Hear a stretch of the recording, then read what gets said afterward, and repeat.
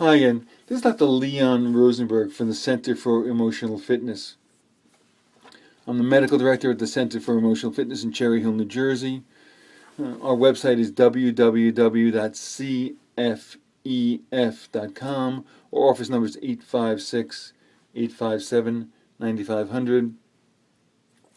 We conduct clinical research studies here, and I got involved in writing the book that I'm going to refer to you, The Authoritative Guide to Psychiatric Diagnoses, because I wanted to make it very clear both for me and everyone else to understand these psychiatric diagnoses. It became clear that people were waiting 10 years for getting proper diagnoses, 10 years for getting treatment, and my goal is to help everyone to become the authoritative layman, understand each of these diagnoses so they can explain it to people, understand themselves, and not wait so long to come for help or to come to us, for instance, for a clinical research study. We conduct clinical research studies with medication in all types of psychiatric problem. Today we're going to discuss a much underdiagnosed disorder, generalized anxiety disorder. It's also called GAD, for generalized anxiety disorder. So the criteria that we're going to discuss today are from the Diagnostic and Statistical Manual of Psychiatric Disorders, the 4th edition, and the diagnostic criteria are easy to understand by the psychiatric mnemonic Tensed that I developed.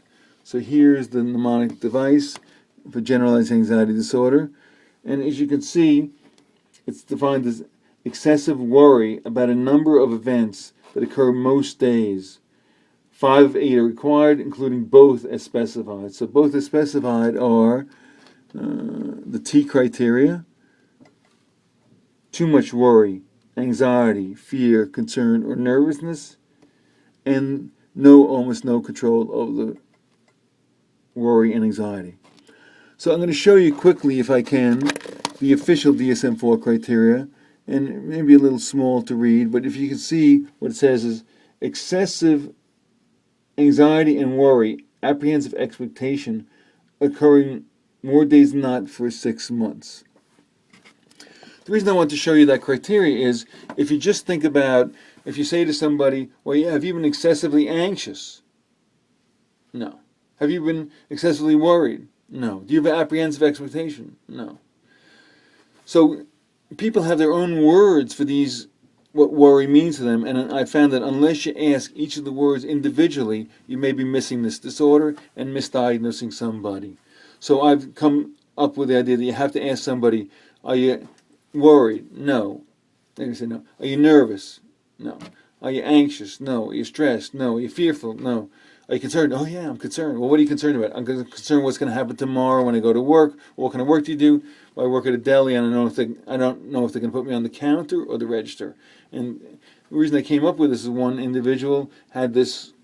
Her mother said she was a worrier, but she denied all the symptoms. And when I went through those, I realized that everybody has their own vocabulary for understanding what they have, and it's important to really match your questions with the patient, or really match your symptoms with disorder, so you see if you have it or not. Also, you need to ask somebody, do you always think, what if this, what if that, or do you dwell on the worst case scenario?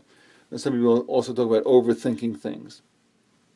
So you have to have one of those criteria: excessive anxiety, worry, concern, fearfulness, nervousness, stress, concern, what if this, what if that, dwelling on the worst case scenario, overthinking. And I've added some of these words over the course of time as it's come to me that I have not picked up on certain patients who clearly have the disorder. Well, the reason I think that people have the disorder is that I see later on that they meet all of the criteria, and I've just not been able to treat them as well as I would have liked to. So once again, you have to have the mnemonic is I'm tensed. I try to make these mnemonics to go along with the disorder themselves. And as you can see, the I stands for irritability. Now, there are 13 psychiatric diagnoses that include irritability, bipolar disorder, depression in children, PTSD, dementia disorder, drug-related problems. And this is one, however, disorder where somebody's irritable, disagreeable, argumentative, bitchy, often taking the devil's advocate position. So irritability is one of the symptoms. So if somebody has irritability, they're yelling at me for being late. My staff, the wife says they're always yelling. I wonder if they have generalized anxiety disorder. This is one of the differentials of generalized anxiety disorder. Other differentials include other parts of the disorder is muscle tension. So ask somebody, are the muscles always tense, tight? In fact, I saw a patient who was in a motor vehicle accident and she couldn't speak at all. Her muscles in her throat had closed down so much around her larynx that she couldn't even speak because the muscles were tight. So it could be voluntary or involuntary muscles. Once again, the T stands for too much worry, concern. E is for easy fatigability. They're tired, fatigued. And that may go along or not with the S criteria, sleep disturbance. Typically, and I learned this one in 1978 or so, when I was taking an active psychiatric internship, sub-internship at SUNY Upstate Medical School, and the resident there told me that somebody who has an anxiety disorder often has difficulty falling asleep, and somebody with depressive disorder often has early morning awakening. And that's not absolutely true, but it is often seen when people have trouble falling asleep with generalized anxiety. They'll say, well, I'm just thinking about what's happening the next day, but I'm just planning for the next day. But really they're worried, they're stressing, they're dwelling on every issue that's going to come up the next day, and that's why they can't fall asleep, or maybe because the chemical imbalance of generalized anxiety disorder prevents them from falling asleep, so they have nothing better to do than think about the next day. The E is edgy, keyed up, restless, and the D is difficulty concentrating or difficulty or mind going blank.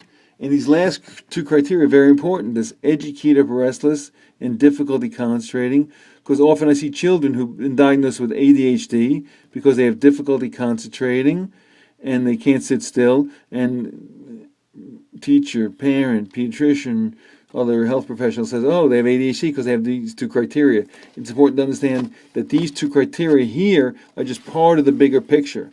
And when I ask these people, anybody with ADHD, do you worry? Oh yeah, worry about what's going to happen when my mom goes to work at night, if she's going to be safe there. Worry about her during the day. How long does that worry concern you? But until I have lunch every day. And they're often irritable as well. So I'll get referrals from schools saying, child can't sit still, can't pay attention, and refuses to do schoolwork. That refusal to do schoolwork, I'm interpreting as part of the irritability of generalized anxiety disorder. And pretty much not a week goes by that I don't diagnose somebody with GAD who's been previously diagnosed with ADHD, or somebody who's just had GAD that never been diagnosed with anything before. So it's a much underdiagnosed disorder, an impairing disorder. To have any psychiatric disorder, you have to have impairment, and that's part of, unfortunately, that what we see in this disorder as well as other disorders we're going to be reviewing in this course on the authoritative guide to psychiatric diagnosis. Thanks for listening. Dr. Leon Rosenberg, 856-857-9500, Medical Director of the Center for Emotional Fitness in Cherry Hill, New Jersey. Check out our website further. If you're in need of a clinical research study, either in Cherry Hill, New Jersey, or anywhere around the country, give us a call. Hopefully we can direct you to an appropriate referral source. Dr. Leon Rosenberg, Medical Director, Center for Emotional Fitness, 856-857-9500. Website www.cfef.com. Thank you.